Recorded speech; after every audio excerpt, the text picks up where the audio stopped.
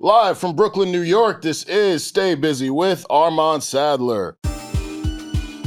Well, you know that I'm the guy. I'm out here living life. I'm busy. Stay busy.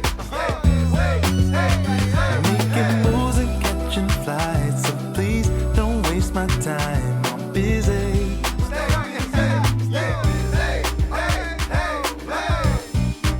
Stay busy, yeah. Ladies and gentlemen, welcome to another edition of Stay Busy with Armon Sadler, where we have responsible discussions on the entertainment business and the entertainment culture. I am your host, of course, head honcho, vegan chorizo Poppy, founder of Bald Nigga Ballers, aka the Bald Nigga Bombshell, who is back, much like Love Island is back. Season 7, we live. So thrilled to have my favorite show back. They also call me Chinedu, the only man to sit in front of Taylor Rooks and not tell a lie, but you can just call me Armon Sadler. Thank you all for tapping back in. Make sure you subscribe to our YouTube channel or your favorite audio streaming platform. Leave a like, a comment, share with a friend, a rating, do all that good stuff that you can do on all those platforms because it helps our show very much. And of course, if you want some bonus content, early access to episodes, subscribe to the Patreon, patreon.com/staybusypod. I want to give a huge thank you to our guest last week, Shredda, Indian Australian R&B artist. Her project, her debut EP, self-titled Shredda, is out now. Fantastic project. Cannot say enough good things about it. When it's all said and done at the end of the year, that project is going to be high up on my end of year projects list. But this week, someone I'm thrilled to have here with me, potted with him 5 years ago, have partied with him endlessly. He is one of the wealthiest people I have ever had the pleasure of coming in contact with. I paid my tax already. It's cool. I already paid my tax. We're straight. Cool, that's over. There we go. Probably boyfriend of the year for the last 4 years. An imaginary player, curator of chaos, Mr. Full Disclosure, just a genuine, nice, humble guy. And I don't like to use the word humble because if you look up the actual definition of it, like, it's not the best way to describe yourself. Word. So like, I gotta find a better word to describe you, but just very down to earth, very grounded, and someone who I just appreciate very, very much. The host, creator, founder of Imaginary Players, my guy, John Chery. What's good, brother? Welcome to the show. Welcome to the show. My man. That was a very nice intro. I don't think I've ever been introduced that way. Hey, man. But nah, man, I'm happy to be here. I'm happy for you having me, brother, man. Appreciate it, man. Yeah. What's going on? Let's rock out. Long time coming. Yeah, for sure. I joined Imaginary Players, I think it was January 2020. That might have been your first episode of that year. Yeah. It was definitely early in our process. Yeah, and then pandemic hits. Yeah. And then we all end up back outside, and y'all have been doing your thing on the merch side, on the party side, of course, with the content. And yeah, man, you're just a really solid dude, bro. Oh man, I appreciate that. That's good to hear, man. And like I always say, man, I think I was just telling you off mic, like, doing this is hard. So for you to continue to do this, bro, I applaud you. Thank you, man. I appreciate it. Actually, we're gonna get started with that. So we're gonna jump to our Patreon segment because I got some things that I want to talk to John about. For sure, Appreciate that. No, for sure, man. That insight. And now, my NDA up. It's cool. NDA's up, bro. It's cool, man. So that shit expired. There we go. Great insight for y'all on the Patreon. So if you have not subscribed, make sure you subscribe. Patreon.com/staybusypod. But let's jump into this lunch break and this chat. NBA Finals are here, brother. Yep. How'd you feel about Game 1, Pacers Thunder?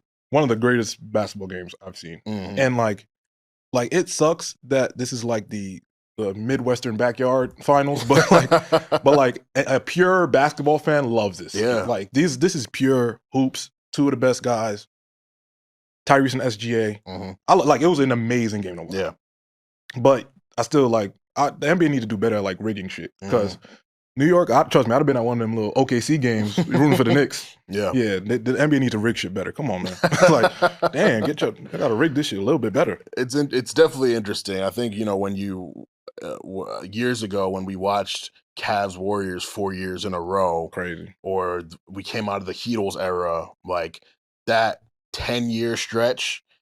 The ratings were high, the marketing was different, all that. Now we're seeing, we saw Bucks Suns a couple years ago. We saw Heat Nuggets a couple years ago. It's just like the league is changing. Yeah. And I do think that, guys like Ant, guys like SGA can grow. They're not going to be the LeBron, Curry, KD level household names, but I think they're going to be stars that people we'll get invested in, and maybe the ratings will reflect that. But I'm not too invested in like, oh my god, this game was lower than the first game one in 2020. I'm like you. I'm just here to watch good hoops. Yeah, I'm just here to watch good and hoops. These have been two of the best, most fun teams to watch all season, especially from a sports betting perspective. Two of my favorite teams to bet on.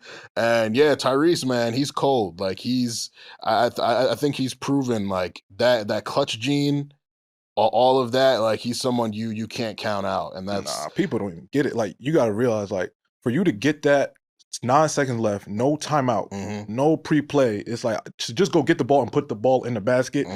That's a pure great basketball player thing to do. Coach didn't draw up a play. Nothing happened. I'm going to get the ball and put the ball in the basket.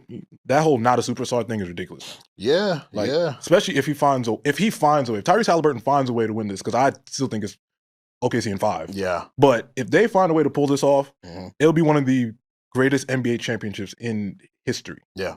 Like it'll be one of those. Yeah, for sure. And I'm at the point now where it's like you can't fully rule out the Pacers finding a way to maybe win this thing. Like I too think it's OKC in 5, maybe 6, but I think what I've enjoyed the most about these playoffs is like 20-point leads haven't meant, all right, the game was over. Like, we saw the Knicks come back from 2 20-point leads. We've seen the Pacers overcome crazy deficits. Like that's really dope to me, because there will be points, maybe and obviously regular season is different from playoffs, but you see someone down 25, you just change the channel. It's like, all right, there's no reason to watch this. The stars are coming out soon. Like no one cares, but obviously playoffs, you keep your starters in a bit longer, and 2 really good shooting teams, 2 offensive juggernauts, like they're able to cut these leads down. They play good defense, and so it just makes it even more exciting. So I'm really, really into that. I do think the Thunder are a better team. I don't think you're going to see Chet have a bad game like that again. Jalen Williams was and so I think they're going to step it up even more. Both sides are going to make adjustments, and Game 2 is going to be interesting, because if the Pacers take both in Oklahoma, man, that's going to be tough. Woo! And like listen, I'm not a big Chet guy, because I think he's a little overwhelmed. You got Pascal Siakam and Miles Turner, whatever. Yeah. I think he's a little overwhelmed. He's a little out of his wheelhouse. Yeah. But if they find a way to get another one, the Thunder are in trouble. Yeah. They're in trouble. Yeah, I think Chet, with his injuries earlier this year, he's still finding his role. He's overwhelmed within OKC. Like SJ does what he does, Jalen Williams does what he does, Hartenstein does what he does, Lou Dort, but Chet is kind of just still figuring it out. Siakam looked like Tim Duncan out there. Bro, I don't know what's got into him. I think people forget that he's been here before. Yeah, he's won. He's been in conference finals. He's been he won a finals. Like he's used to this. And then Nembhard has been really good. Like he's shown me a lot. Yeah, he's looking to get paid this summer. Absolutely, he's looking to get paid this summer. Smith knocking down threes. Like they got something really good over there, and that's exciting for me. Like I always like seeing new teams, making it this far, making it to the finals. Like I hate the Nuggets as a Lakers fan. Fuck the Nuggets. For sure, so I was happy to see them get bounced. Yeah, that's out. I think that the Timberwolves, Ant still has some maturing to do. There's some games where he just disappears in the fourth quarter. He starts slow and then he doesn't play well in the fourth. Julius Randle's still a bit inconsistent. But there's a lot of exciting teams that are coming up, and that'll be, in these positions moving forward. So I think for me, who, grew up with LeBron's longevity and watching Steph and watching KD, like this is probably the first real kind of turn of the league that I'm experiencing, that I'm like really aware of. Like obviously when I was younger, it was the Kobe's, T-Max, all them, but we kind of saw them phase out. Some of them overstayed their welcome and we're not looking good. But the guys that I really grew up watching, they're kind of phasing out. So it's interesting kind of adjusting to this new, Jason Tatum, John Morant, Ant kind of led league, but it's fun. It's really fun. Yeah, I think Ant just needs a vet around him. For sure. I think he needs a vet. Like I think LeBron was already LeBron, but he needed that D-Wade for sure to learn how to like lead. So I think he just if Minnesota does find a way to get Kevin Durant, that'd be great for him just as a leader to watch him and like, all right, this is how I need to move, this is how I need to close games. And like from pure skill and talent is probably the best young guy in the league, him and Shea. But like he hasn't found the switch to kill when it's time yet. Right. And you learn that from a vet that kills. Absolutely. You know what I mean? So I think that's all he needs, because Minnesota, they'll be there at some point. Yeah. And I think he needs a team that fits a little bit better around him. Like Minnesota's built great defensively, but they ain't built to have an offense flow through a shooting guard. Yeah. To put the ball in the basket. Like I think he needs Mike Conley's great, but I think he needs like a really good point guard to change something for him. For sure. So we'll see. I agree, but yeah, man, looking forward to the rest of this finals, man. It's oh yeah, for sure. I'm tuned in. Like at first, I was playing that shit as like background music, and then the game started to get good. I was like, oh shit, this is all right. I was like, oh, this is all right. Yeah, cool. So. Absolutely. This week we got news that Division signed with Jermaine Dupri's So Def. Yeah. They were with OVO since like 2015. Feels like forever ago. That's fucking nuts. But they're with JD, and obviously we know JD was very big on their very involved with their last album, working on My Karma. How do you feel about this move? How do you feel about Division like as a whole as well? Division, I think, it's the first 2 albums I think are like damn near classics. Yes. Incredible, no skips. It's a weird question because like I don't know what them signing to So Def means. When an artist tells me they signed somewhere, like what does that mean? Like does that mean now? What does it mean? JD's doing all your records. Their last album, it wasn't bad, but it wasn't like it was cool. It was their worst one to me. Yeah, it was like it's cool, relatively. And I know he did a lot of it. So I'm like, all right, what does that mean? Yeah, you know what I mean. And they always say signed to. Is it a partnership? Like what does that mean? Right. So I don't know like how that impacts them musically. And I don't know if whatever their issues they were having at OVO impacted their last album or whatever. So I guess it's just like I'll probably like to know like more information. And I'd like to. I'm not as familiar with what JD's been doing recently musically, right? I know he did Money Long's a lot of Money Long's last album, which was really good. So yeah, I don't know. I mean, I don't know that moves the needle for them to, you know. If they sound like the Division of the first 2 albums, great. If not, great. I don't even not great, but like if not, then I don't know what this means for them. You know what I mean? It's interesting. Like people have felt for years that they didn't get the marketing that they maybe needed, and I think that's just a general OVO sound thing. I mean, Drake has spoken to it in interviews. He's like, "Yeah, I'm not a super hands-on label exec. Like I kind of let people do what they want to do." No artist is. Like I think when you sign to an artist-facing label, you're not gonna like you do got to go out there and put in the groundwork. They're not gonna come and do everything for you. Yeah, which is once again. That's why the majors are the majors, and these guys are these guys. And that's why these guys sign their labels to majors, so the major can come and do all that shit for you. Yeah. I mean, OVO signed to Santa Ana, which is Sony. Which is Sony. So yeah, you got to go to Sony to get that. Drake is not going to come here and hold your hand and plan your rollout with you. That is not his job. He's not going to come here and go through your marketing plan.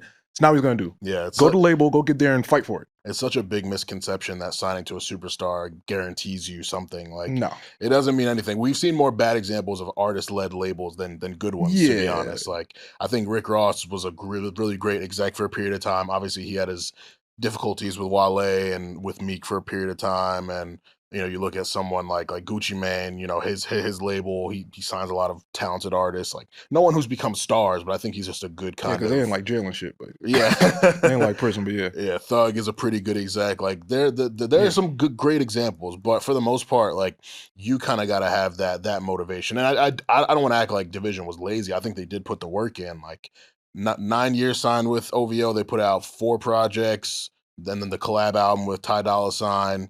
Well, like you said, classic music that like cult favorites for the people.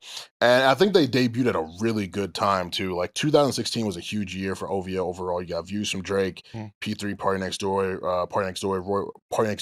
Roy Woods dropped a project, Majid, I believe, dropped that year, Division, like, and they debuted at a time where it's like R&B was shifting. Like we just came out of Bryson Tiller's debut. He was super hot at the time. Yeah. And it kind of opened the door for, and I think Division sings way better than Bryson Tiller, but it kind of opened the door for that type of R&B.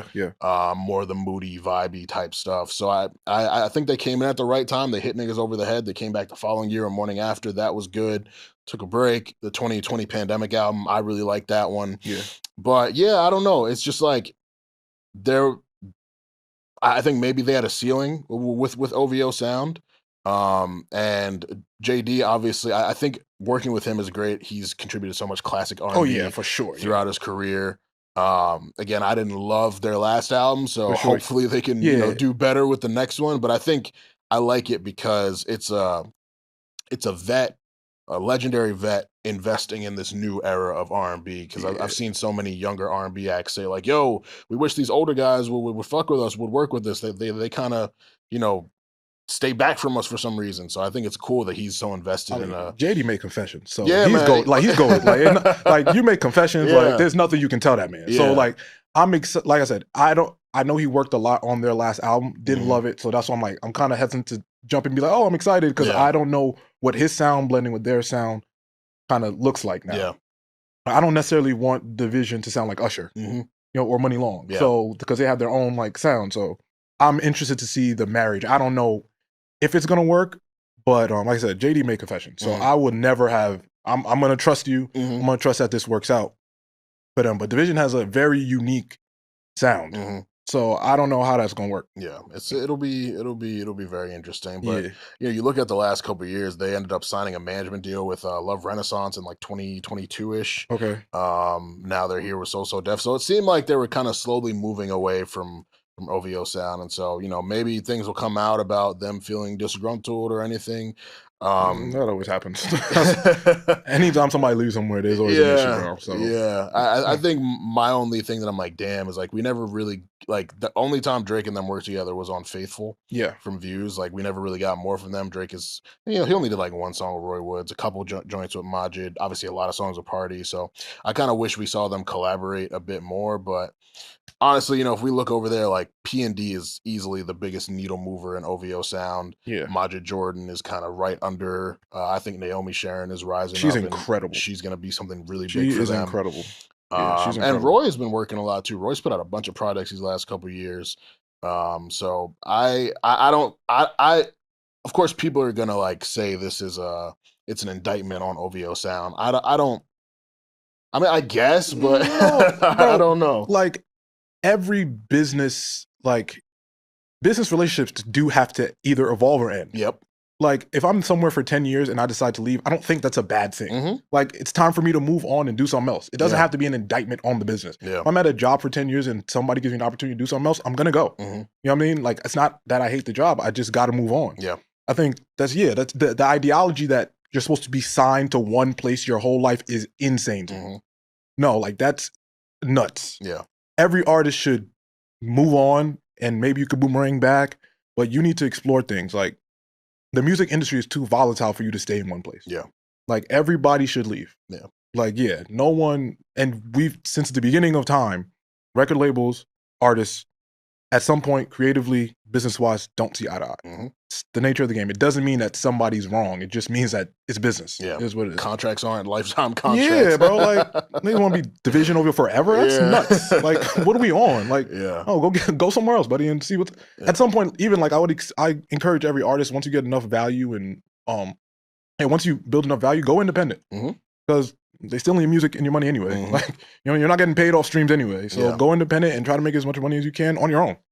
And I do think it was ultimately a net positive for them. I mean, no one would know about them if they didn't sign to OVO. For sure, get that feature on Views. So you know, they got it. I think that they worked really hard. They put out a lot of products within you know, the time that they were there, and so, you know, we'll see what comes next. So very interesting. We'll see. Next up, Clipse. Clipse dropped new single Ace Trumpets from their upcoming album Let God Sort 'Em Out. How'd you feel about Ace Trumpets, my brother? Fire. Fire. I love Push and Malice, man. Those two guys. And like I think Clipse is like underrated as a group, as one of the greatest, you know, groups of all time. So when you get those two on a beat like that, you can't miss. And these are two just really, really good rappers. Like if you simply break it down, two really, really good rappers, great production. This is what you're looking for.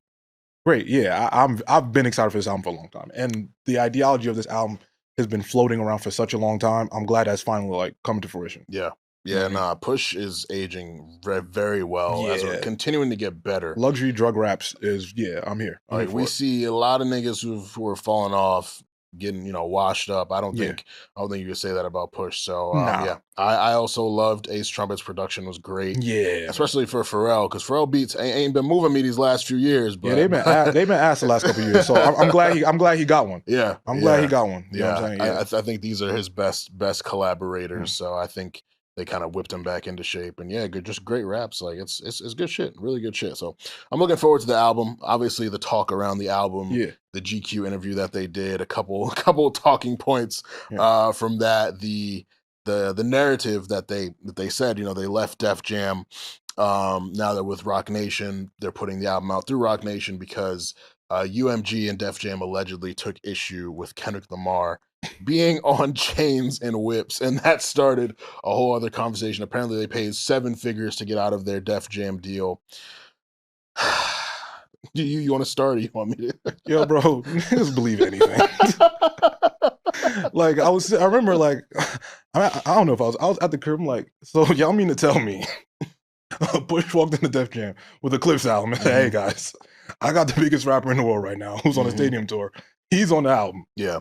And Def Jam said, "Nah, we're not putting the album out. That. Nah, we're not putting this out because Kendrick Lamar is on there subliminally dissing Drake." Guys, listen, I don't know anything to not be true, and I don't think Push is lying. I think that probably the framing of the conversation. Push is a genius, so he knows how to frame a conversation to garner up attention for an album coming out. Absolutely. I think the framing of the conversation is very misleading. Yeah, I don't know what they said. I wasn't in the room with Def Jam and Push, but I can like imagine the conversation goes, "Hey, well, no, first I would ask Push is, hey, were you having disputes with the labels before this? Were you guys having business talks? How this is going to be distributed, the splits? Was that a conversation?" All he has to do is say, "Yeah, of course. Cool. I know what happened." There we go. Yeah. You guys couldn't come to a proper business agreement. So you guys decided, all right, let's go our separate ways. Because Push has signed to Def Jam. He's been signed to Def Jam for a long time. But the Clipse as a group, I believe, just signed to Def Jam. Was it last year? Yeah. Yeah. So like I'm sure there were splits conversations and different things that may have played into that. But yeah, I do not think, in my normal human brain, does not think that Pusha T went into Def Jam with a finished Clipse album that we've all been waiting for. Kendrick Lamar's on it, and they said, "Hey, nah," because they're in a lawsuit with the record label upstairs. Like, guys, like, no, I do not think that. And if also to understand how like labels work too, labels like even though they're under the same umbrella, they're in competition. So. Yeah, they would. I don't think that Def Jam is doing Interscope any favors. You know what I mean? Like, yeah, I don't know. I just don't. I don't believe the framing of that story. For sure. No, like you said, he's very calculated. He's masterful at making. And the way, obviously, we read it, but I feel like if you heard him say it, you would be inclined to believe it even more just because of the way he talks. But when you really sit and think through it, and like I tried to rationalize. I was like, okay, because there was when the lawsuit first happened. UMG or Drake side, one of them said how Drake had approached them in July 2024 and said, "If you guys continue pushing this song, I am going to pursue litigation with y'all." Yeah. And then the petition was in November, obviously the lawsuit in January. And so I think that there's a world where UMG didn't take him seriously. I know that they didn't take him seriously because, like I said, hip hop, like exactly the hip hop guys don't do this, so we don't got to worry about that. Yeah, and they thought he was so concerned with the court of public 100%. Yeah. So then when the lawsuit actually happens, they were like, "Oh nah, like we don't want anything to even look like we're supporting, you know, some type of beef." So when Push is trying to get this Kendrick record cleared, like that's how I tried to rationalize it in my mind. But I'm like, even with that. Nah, I'm not buying it. Listen, yes, there is a world. There is a world where a conversation happened where Push and the label may have said, "Is this verse necessary?" Because in my brain, you want to make money, you want to sell records. The Clipse isn't a group that I expect to necessarily sell like 100,000 copies because sales don't matter to them. Right. There's certain artists where it don't matter what they sell as long as you put a good product out because everything else around it is going to be great. Right, I always use like Vince Staples as the example. He never needs to sell records, but he is one of the biggest artists we have. Right, you know what I mean. So I kind of see Push and the Clipse like that. Right.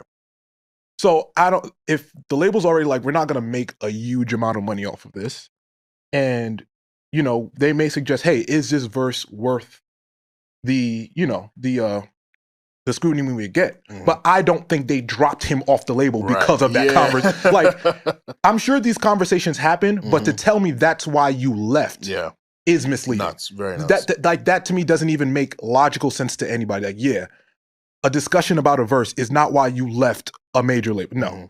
you wanted to go to Rock Nation. You wanted to, and also too, Rock Nation does business with UMG all the time. Yeah. So like this, it's just this framing of things is weird, which is what geniuses do. You frame things to garner the information, the attention that you need. Yeah. To push something, but like, no, I do not think Pusha T went into Def Jam. Hey, I got a Kendrick verse. Hey, you're off the label. No, I don't think that's what happened. Yeah. I don't think that's what happened. And the internet, y'all believe anything. You're right. I read that. I'm like, guys, I know this is not what happened. Bro, yeah, that was. I can go upstairs and be like, yo, this is what happened. Be like, nah, man. So much nasty discourse. Yeah. Like, but hey, like we said, Push is great. He's incredible. Great. Yeah, making niggas believe that. Yeah. And funny enough, in that same interview, he talked about how Drake and UMG suppressed Story of Adidon, which inadvertently made Drake's lawsuit look even better because like, and I don't know how people didn't know this already, but like labels do have control over what comes. Like, do you think artists just push stuff out freely? That's not how that works. Like and you know, there's been the narrative that Drake notoriously like turns his music in late and all that, like at the wee hour of the night, and then it ends up coming out. But like even with that, this stuff still has to go through someone, and like they have to clear these things. So, Story of Adidon, I'm interested in how that was suppressed because that only came out through SoundCloud. Like it wasn't an official. Yeah, I think Push is saying shit. UMG release, but that's not even on streaming. Right. So I'm just like I said, I think maybe he wanted to put it out on streaming and it didn't come out on streaming, but neither did any of those. Like Duppy Freestyles on streaming. Yeah, SoundCloud. Yeah. Exclusive, yeah. So like I said, I think Push is doing a great job marketing, and Drake is the hot topic, and the interviewer does a good job of asking Drake questions because of Push's past beef with Drake. Yeah. Genius. Great move. But no, I do not think that Push went to the label and said, hey, I got Story added on. Let's get this on streaming. Let's market this. Yeah. Let's go. Like the labels, dude, it's this record, y'all do it. That is where the Drake confusion, where Drake, it was naive because he's thinking it's the same thing. Y'all deal with this on your own. Y'all go fight. The kids fight. This is big. Like this is small shit to us. Yeah. So in his brain, him and Kendrick like, oh, they let them fight. Right? No, Push did not walk into Def Jam and be like, yo, bro, we gotta put some dollars behind Story Adidon. Yo, we gotta put a whole marketing that's like enough. Like that didn't happen. Like, nigga, are you serious? Yeah, like our biggest he about to drop Scorpion. Fuck no. Like right before Drake puts out an album, that's not gonna happen. Like, yeah. No, I don't think they suppressed this record that revealed that Drake had a kid. And how much was it really suppressed? The whole world still heard it. The whole world like just insane. I mean, they left it on YouTube, so it's fine. Like, you know what I'm saying? Like, that's all they got to do. But no, they're not going to put money behind a record dissing the biggest artist in the world, especially if it's not a palatable record. Yeah. At least not like us. Like, people be like, I don't know, like the girls be dancing, crip walking to it. So like, like cool, I get it a little bit, but like it's an actual hit. Like niggas, you're not putting money behind that record. So like I said, I think Push is doing a really good job of selling his album. Absolutely. This is all this is. Push is selling his album, which is what he's supposed to do. And the Drake conversation sells albums right now. You know what I mean? Something he said I was really entertained by was his thoughts on Kanye West and saying that Kanye is not a man. Yeah. And Kanye saw through the fakeness and like he didn't talk to him a certain way. And it's like, it's just crazy to see their relationship get here. I remember the Joe Budden podcast interview Push did in like 2018 where he was like, yeah, no, we don't agree politically at all. Like we only really, connect on the music stuff. And, for Kanye, it's freedom of speech. But at the time, all he said was slavery is a choice, and he was wearing the MAGA hat. Now he's offending, Jewish people. He's saying Hail Hitler. He's doing all this wild stuff. I'm like, yeah, it makes sense for Push to like completely remove himself now and not even want to work with him musically just because of how it looks for him. There's a lot of niggas who aren't working with Ye musically at this point because of how it makes them look. So completely get it. But it's just funny because like Kanye has these fans that are just like, they similar to like a guy like Drake, similar to other artists, like certain fans that'll just ride with him through anything, and certain artists who would like Ty Dolla $ign. I never in a million years thought Ty would be like, oh nah, I'm taking a step back, like certain people. But seeing Push be so like forthright about his feelings, and you think back, like Push was campaigning with Hillary Clinton. He endorsed Joe Biden, so it's interesting that like this didn't happen for them sooner, but it just reached a certain point where Kanye was just wilding beyond any type of, oh yeah, I can compartmentalize this, I can put this aside. Like, nah, man, I cannot fuck with this. So I love to see him be so, you know, forthcoming with his feelings on Ye now. Yeah, nah, we gotta normalize getting away from your friends when they bugging. Yeah. Like that's just like we gotta normalize when your friend bugging out, get the fuck away from that friend. Yeah. So I think that Push just realized, like, and listen, I believe that they've probably fallen out years ago. It's just now Push got an album to put out. Yeah. And now he had to talk about it. But I'm sure they haven't spoken. Even during the time that you mentioned that 2018 interview, I know there was tension over there. That they weren't that fly at that point. Yeah. You know what I mean? They didn't completely dissolve the relationship, so you still gotta hold it down a little bit. Yeah. But during the Drake back and forth, Push and didn't like how Kanye was handling it. Yeah. So and was very public about it. Yeah, so they already wasn't like super fly. Yeah. And I know how Kanye handled like the good music shit. And I know all that stuff is they've had that issue already. Yeah. So this didn't surprise me. And I think once again, Push put it in a very like eloquent way. Like I don't even think he's a man, how he's carrying himself and how he's handling himself. And I agree, man. Like I think there is a point now where if you are on like this Kanye like bandwagon still, it does kind of make you look weird. And that's when it gets dangerous. Like, all right, like even supporting him looks like it says something about you. Yep. That's how you know like it's over with. Yeah. Because at this point, I think what Kanye's put out like 2 albums during his like manic episode, and I ain't heard a peep. Yeah, I haven't heard a bar. I haven't heard a note. Yep. Like before, every time Kanye's selling something, he goes on one of these episodes.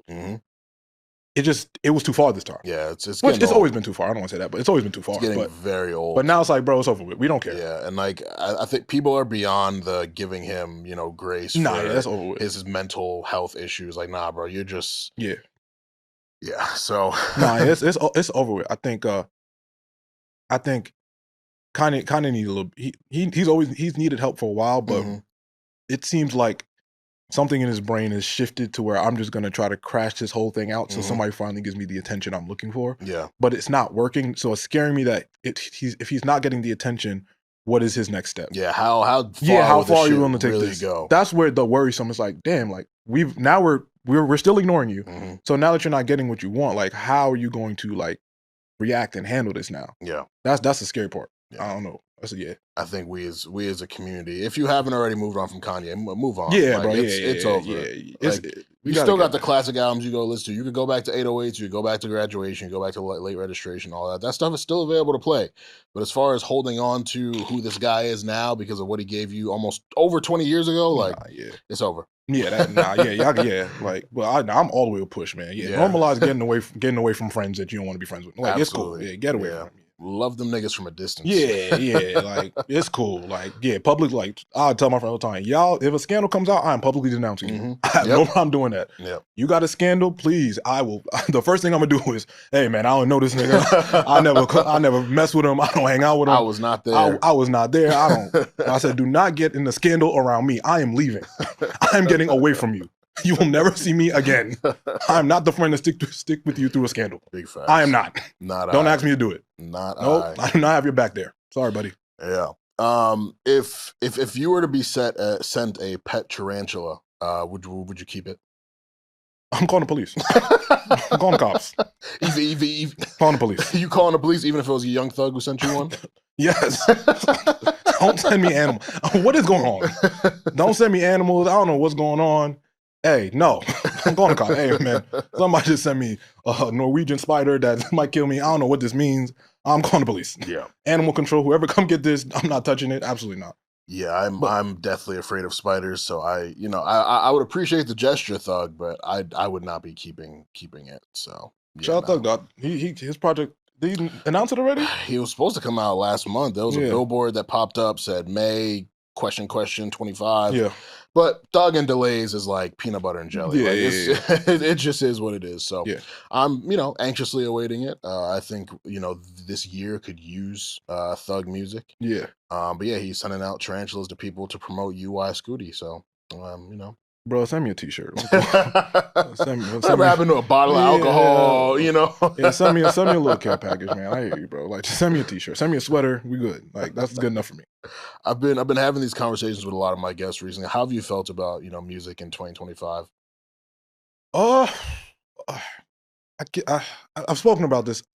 the music industry, at least on the hip hop side, I have been talking about it's in a scary place. The labels aren't putting budgets behind hip hop acts anymore, right? Which is scary. Which means the trickle down effect is you got to kind of come out of your own pocket to promote, but you don't necessarily have the money. You're not selling records. You're not. So you got to go and do. You may go and do things just for the dollar value, which takes away from the art aspect of it. Yeah. So, yeah, it's last 6 months of music haven't been the best. Like I think we've gotten great R&B. Yes. Big time. You know, Destin Conrad, Leon Thomas has dominated. But like, I don't see a world where this tide is going to shift back where hip hop is a priority at these labels anymore, especially with the resurgence of pop music the way it has. Yeah. Sabrina Carpenter is dominating. Taylor Swift just got all her music back and shit, and she is the label darling over there. Yeah. Billie Eilish, Chappelle Roan, like that's the focus. Yeah. There's a lot of marketing dollars being put behind pop. So hip hop is now becoming like an afterthought. And the scariest thing was like, you at a point you were able to like breathe on a track and sell 100,000 copies as a rapper. Yeah. When I see somebody like a Big Sean not crossing 20-something thousand copies, I'm like, all right, if the guys in the middle can't crack that 50-60,000 sales, like the economic system of hip hop is in trouble. Yeah. But it's been in trouble for a while. It has. But now the label's like, all right, bro, we'll get to you when we get to you because we're making all the money over here. Yeah. So yeah, it's a scary place for music. Yeah, and, right now, I don't think people are really paying enough attention to just how much they can just shift things themselves. Like hip hop was the most dominant label for like most dominant genre rather for a few years. And now, if they want pop to be the biggest thing, pop is and will be the biggest thing. And I know we like to say numbers don't matter, charts don't matter, all that, but it matters to me. Like, I took pride in hip hop being the biggest genre. It was exciting seeing, you know, new acts pop up, get themselves a #1 hit, a #1 album, you know, like getting like good numbers. You know, maybe it was questionable about some of them crossing the 100K threshold mark, but it was like, it was dope to see like, hip hop was that profitable and like these labels understood it and they just changed their mind one day and said, we don't really want hip hop to be the biggest thing no more. Like, well, we got, you know, like you said, Sabrina, Billy, Chappell Roan, Charlie XCX, Taylor, like, these guys are selling millions. We want them to be the it stars, so we're gonna put the money behind them. And now you might see one song in the top 10 of the Billboard. Like, you know, Luther was doing his thing for a while, but now it's, you know, Benson Boone up there, and it's the other nigga Alex Warren, Ordinary, and Teddy Swims, and like Billie Eilish's Birds of a Feather has been the top 10 damn near a year. Like the pop stars aren't calling rappers for features anymore. Yeah, that too. Like, you know, you would see when Katy Perry had to call the Migos to get back the popularity she was missing. You see Taylor Swift. Taylor Swift had to call Kendrick at a point. Hey, we need this. This gotta make sense. We seen Miley Cyrus do a whole hip hop. You know what I mean? That's you know what I'm saying? So like you've seen it when hip hop was the dominant genre. Now, go to be a pop star again. Yeah. And the labels are seeing that and they're like, hey, we're not gonna invest in, because they look at hip hop as less than, we're not gonna invest in this. And you're not even giving us the return that we need. So you figure it out, you do your own thing, and when you have a product that is worth us putting money behind, then we got you. Yeah. And also too, I also put on the artist. We haven't had too much great rap music, or we haven't had too much great rap music come out. Factual. You know what I mean? We just haven't. Yeah. We just haven't. And I don't know if it's, well, artists I think are also scared to put music out now because it all gets lost in still the Kendrick, Drake, it get lost in that, and you don't want to be caught up in that. It's been like 60 months of this shit now, and they're like, yo, bro, when are we ever going to get a breather? The only person I really think that, I know Joey comes out in August. I think he's going to have a great first week. Yeah. But yeah, I don't see this tide shifting at any point. Yeah, it's, I'm glad you brought that up. It's a combination of things. Like, there is a deficiency in talent. Yeah. Like, we've been waiting for years to really figure out who the next up we're going to be. And we've given those labels to a lot of people prematurely, and then they've kind of let us down. But so consumers are different, and the labels are moving differently. So it's a combination of all these things that makes hip hop not be what it once was. And it's, you know, it's sad. I hate it. Yeah, I hate it, man. It's very sad. Like, and there's a lot of names that people will like, we had a clip the other week where I said, like, hip hop this year has kind of been letting me down, and people throw out a bunch of names, and I'm like, yeah, these people are talented, but like throughout my lifetime, there's been stars and there's been like upcoming stars, and I just don't really see who the next crop of upcoming stars are. Last year we had Glorilla, who had an amazing year. I had someone else in my mind who I'm forgetting, but there's certain people like niggas are trying to make me get behind. I'm like, nah, like I can't. And it's not like it's not a talent conversation. Yeah, there's 1,000,001 talented people putting music out. Yeah, but there has to be a front-facing aspect of things for the small people to get a chance to be seen in front of our eyes. There has to be somebody on the front end of it. Yeah, to give us the purview of, oh, this is hip hop. We love hip hop. I want to hear every aspect of hip hop. Yeah. You know what I mean? Like with the trickle down effect is like, all right, if you walk into a random karaoke bar and I'm a label exec and I see a girl singing her heart out and she sounds incredible, you're like, oh, I can do something with this. You know what I mean? Like it's not the same. Well, I can, because I've seen it. I've seen where it's gone, right? I see Sabrina Carpenter. Oh, I can see where this can go. Hip hop isn't having that purview right now. Yeah. At this very moment. And you even saw it with like the microwave SoundCloud era, where everybody could just get behind and being like, oh, we can try something with this, we can do this, we can do that, because hip hop was so popular. It's like, oh, we can turn anybody into this. It's not there anymore. Nope. No one's gonna spend a bunch of money for one hit or one record and then you disappear anymore. Yeah. But they will take that chance on the white girl at the karaoke bar that has a great voice to see, oh, we can turn her into something. Yeah.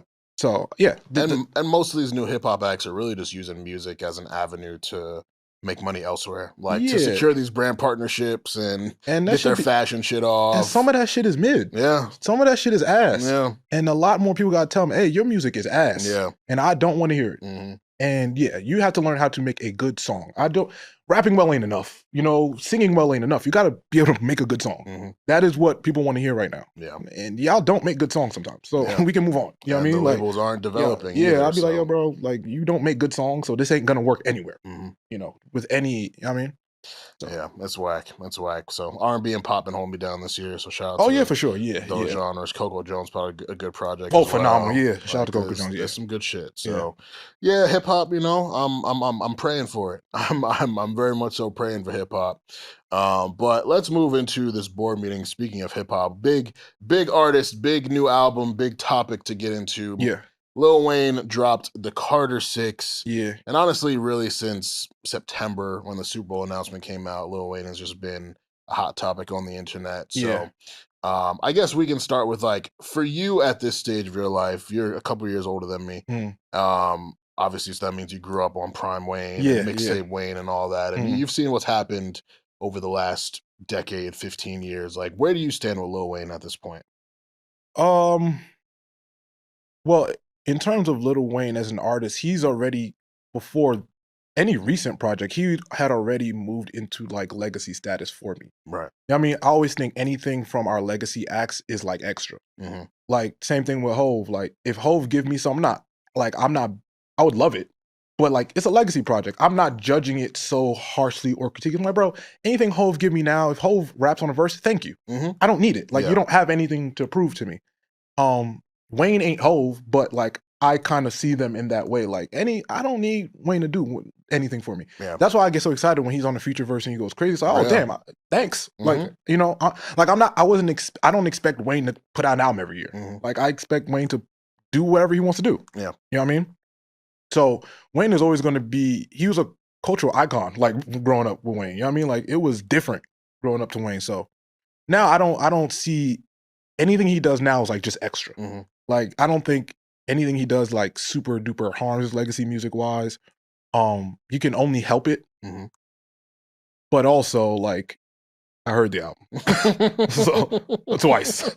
So I do understand where people come from.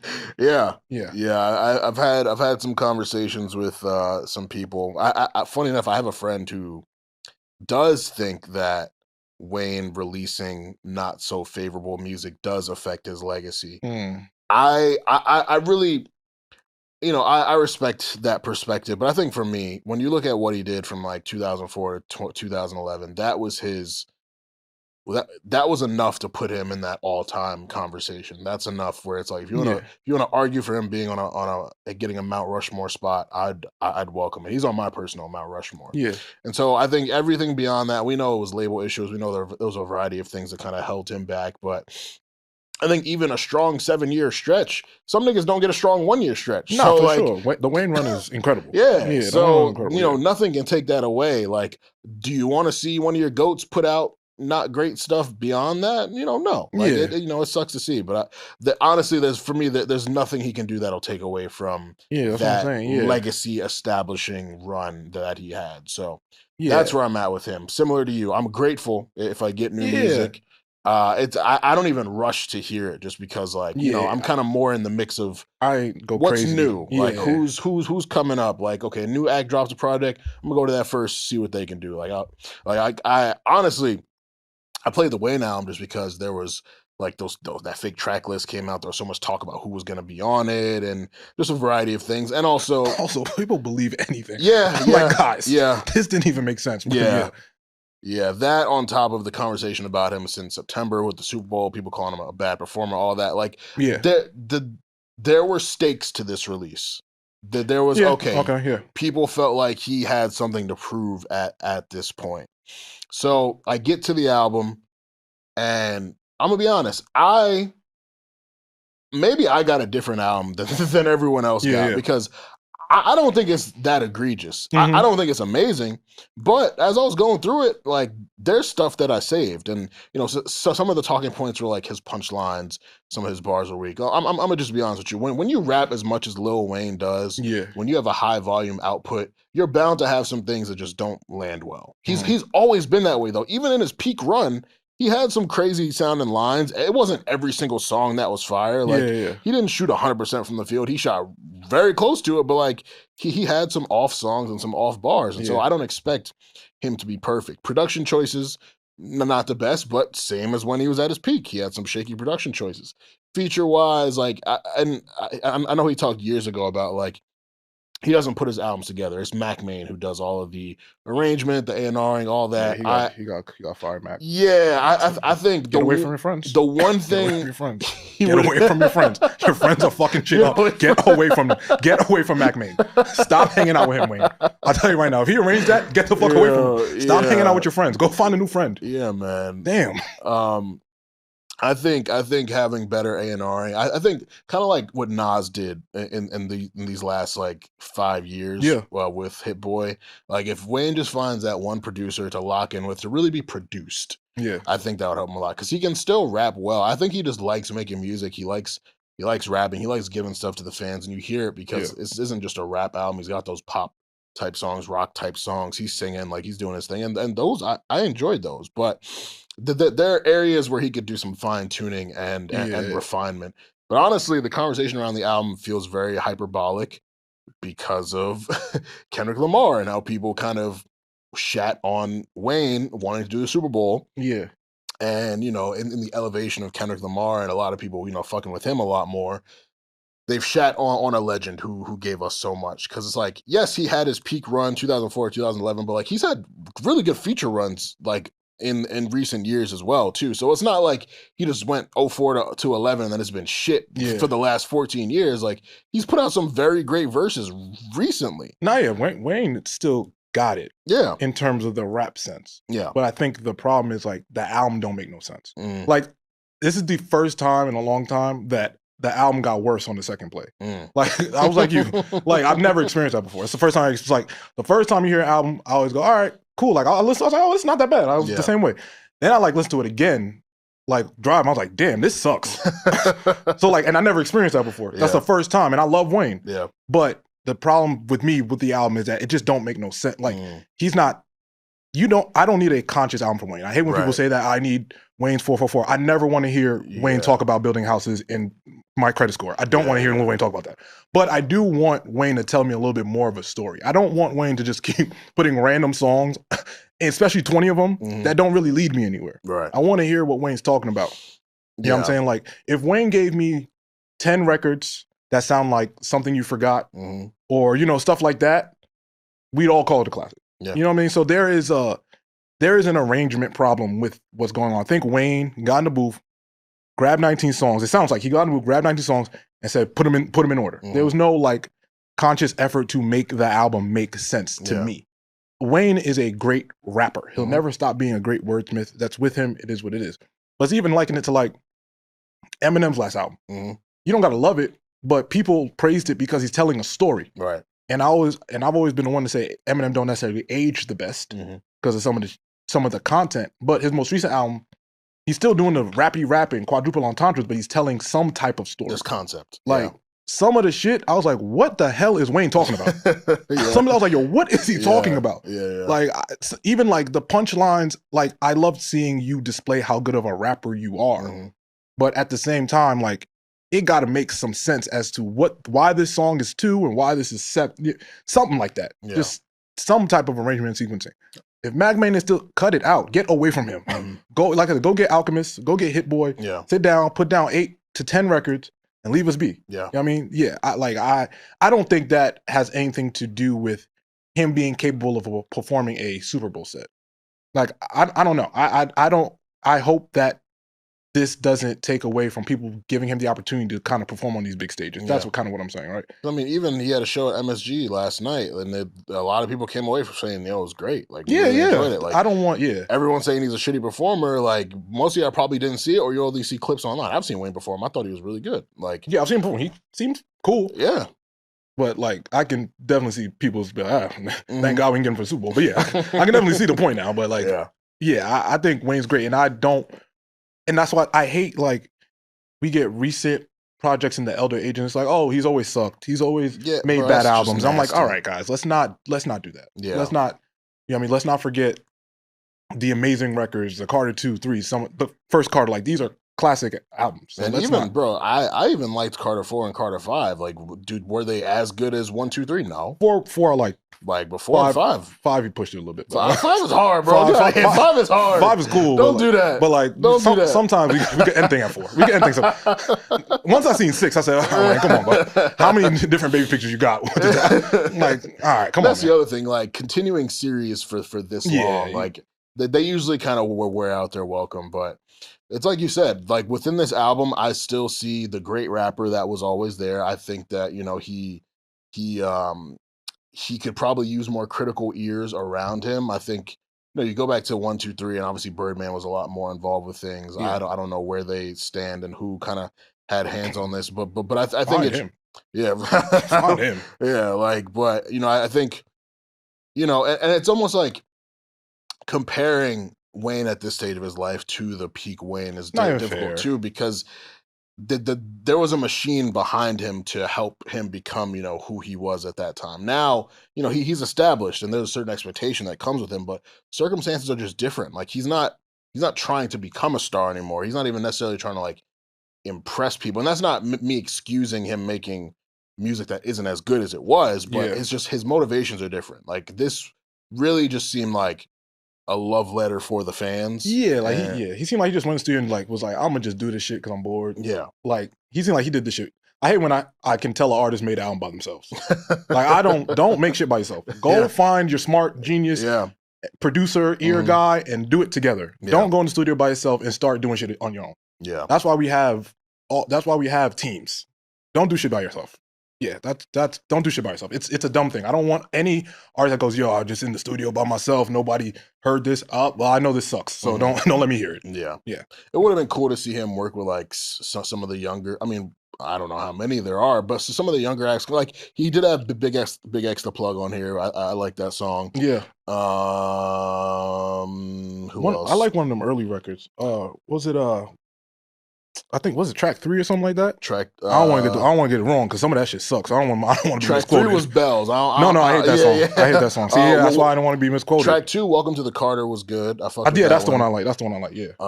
Even the Jelly Roll Big Sean song. Like, yo, if you get a good Big Sean verse at this point, like, Big Sean smoked that. He smoked that record. He smoked that record. He went crazy. Like, there's good stuff on here. I think you cut it down. You kind of, switch out some of the features. You find some better producers to link up with, and you really could have had something. Once we start deleting songs, I'm cool. Yeah, right. No, absolutely. I'm cool with rearranging to make the album sound better. But once I got to start deleting, I'm like, all right, you know what? I'm gonna just for this in this era of streaming, my attention span is too. All right, we 20 records of me kind of having to find 6. Mm-hmm. That's a low percentage for me. I'm not one of those people who likes there's a 13 song classic within this 20 song album. You can't do that. Let's not do that. You can't do that. You can't change the rules like that. We could just arrange a song, but I'm not doing that. That's out. Like he gave us what he wanted to give us, but I ended up saving more songs than I would have expected to. I think there were some really good concepts. I actually really liked the Wyclef Jean joint. Like Wyclef kind of barred up a little bit. Like, isn't he one of the executive producers on that too? I believe he on is. This album? I believe he is. Yeah, you gotta get away from Wyclef too. Stop kicking him, man. We gotta get Wyclef the fuck out of here, big dog. I'm sorry. God. Yeah, if he does he made sure his record was good and let him put out the rest of that shit. Mm-hmm. Yeah, we gotta get away from Wyclef and Mac Wayne. Stop kicking with them, bro. Yeah, stop kicking with them. That's out. Let's leave them alone. But yeah, man. I mean, the album didn't seem as bad to me as the internet made it seem, and you're not gonna find a genuine music conversation on the internet at this point. No. I fully believe a lot of the people who were like circulating the clips of the bad lines or the bad lines probably didn't even listen to the full album themselves, and that's just a very natural thing on music Twitter. Like there's a lot of groupthink. A lot of preconceived notions, a lot of confirmation bias, and I mean that's going on the internet to look for like a genuine opinion is a tough thing to do. Yeah, especially these days. Now that you can make money off of tweets. Like the album definitely not good, but I don't think like when I first I was like, oh, this ain't that bad. Mm-hmm. So it may have been a little exaggerated, but give it to the credit. Mm-hmm. They was right about some of that bullshit. Mm-hmm. I was like, damn, they was right.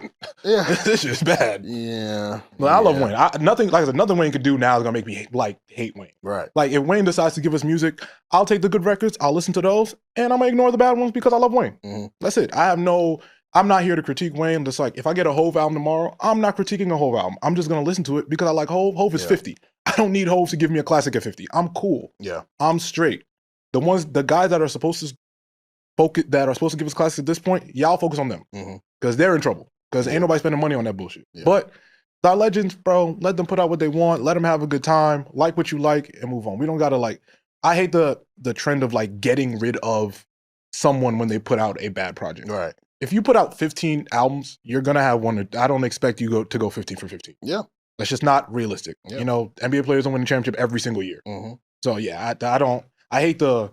Oh well, he was never good. Yeah, that bothers me. Come on, man. Yeah. Fuck out of here. Yeah. Like you was rapping Lollipop. You was rapping fucking Fireman back in the day.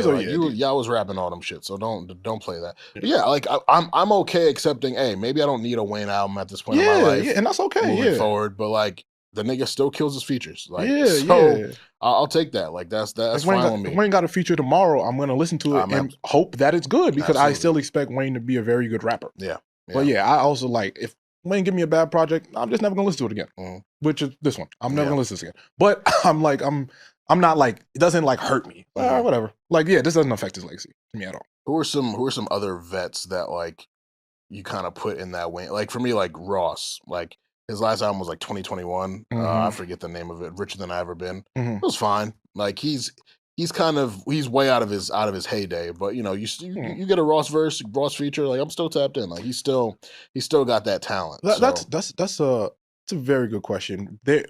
I do have vets that I put in that category. I don't know Ross. Ross would be a good one, but if Rick Ross puts out an album tomorrow, I still expect it to. I will still critique it as an album that should be good because.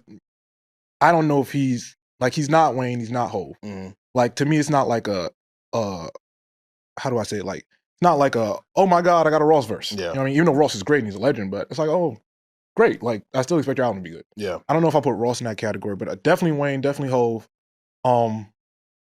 Even I think I might put Push in that category at this point. Like Push never puts out bad product.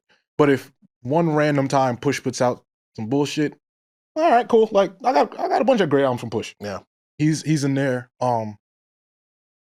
Oddly enough, even like the big three, and maybe because they like I liken it back to when J. Cole put out the little mixtape joint he did. I didn't like go into it thinking like, oh, like if this is bad, like I'm off J. Cole. Right. Like I'm like, all right, bro, thanks. Because you've been talking about retiring forever. Yeah. So I put Cole in that category. Like whatever I get from him now is like extra. Right.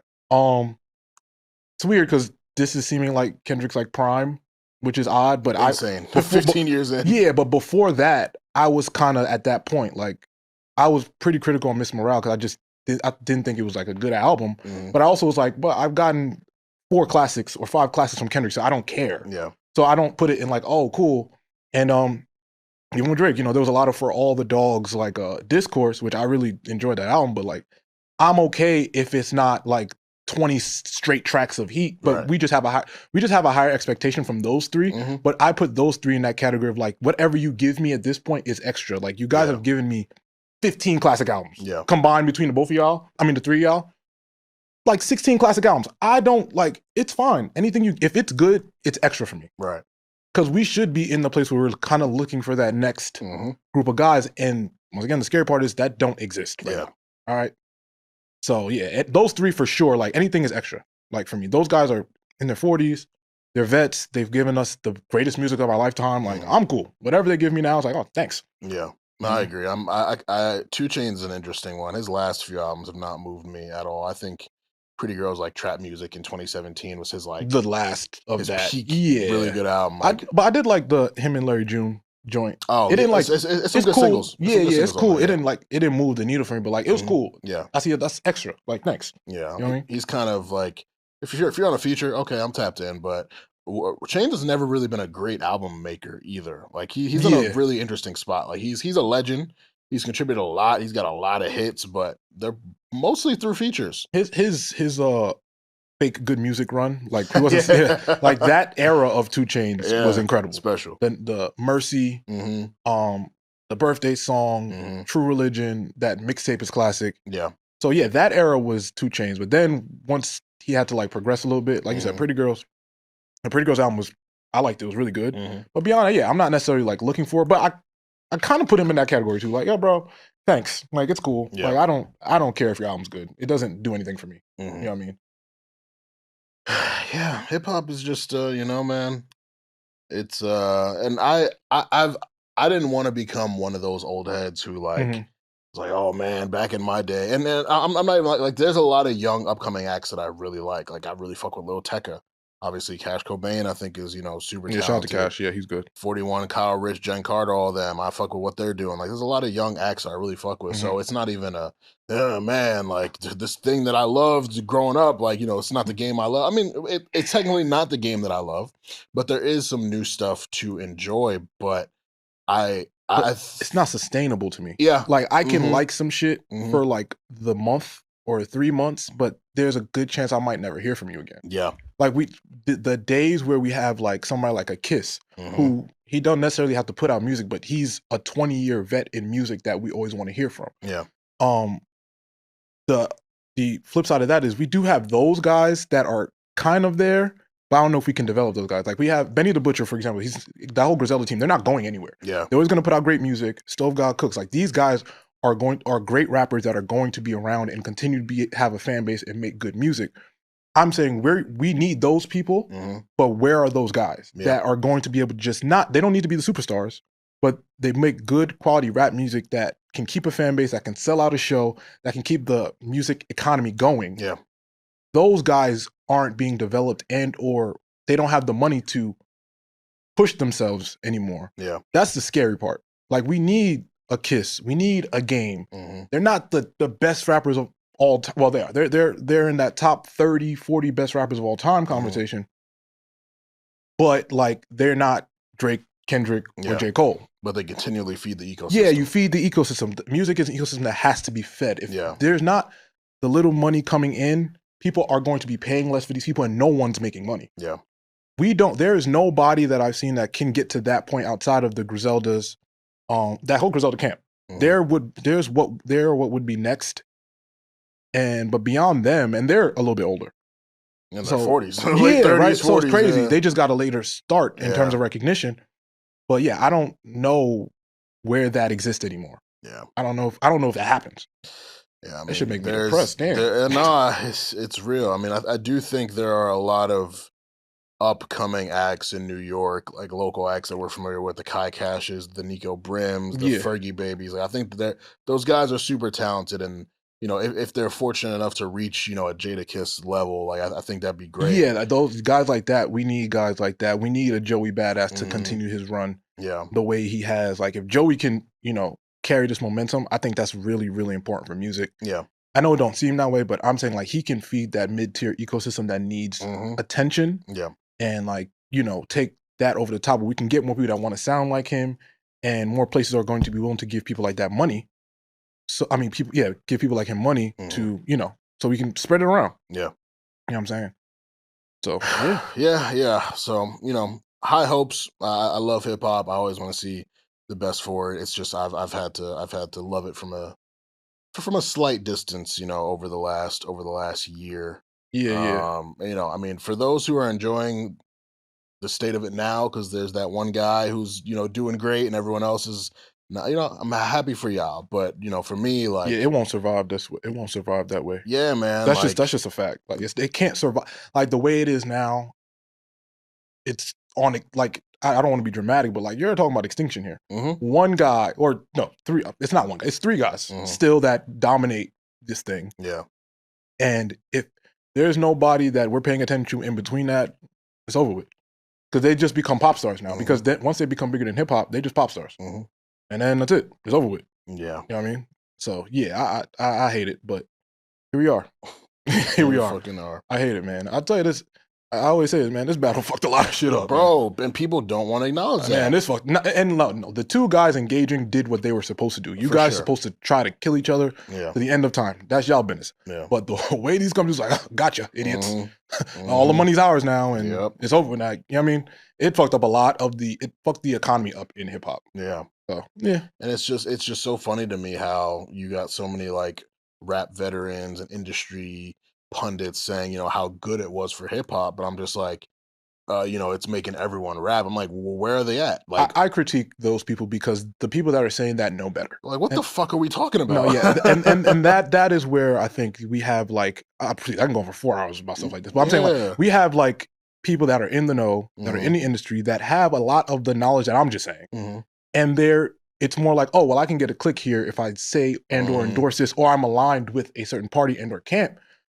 But hey, this is not good for the economy of music. Yes, the talent that was displayed during that back and forth, incredible, amazing. Yeah. We've never seen it before. Probably won't. Well, outside of Joey, you don't see that very often. Yeah. But in terms of like how it's actually helping frame the genre, fucked up a lot of stuff. Fucked up a lot of shit, and the lack of responsibility when it comes to saying like, it's very, very, very, very bad when people say like, Drake is not a part of this culture.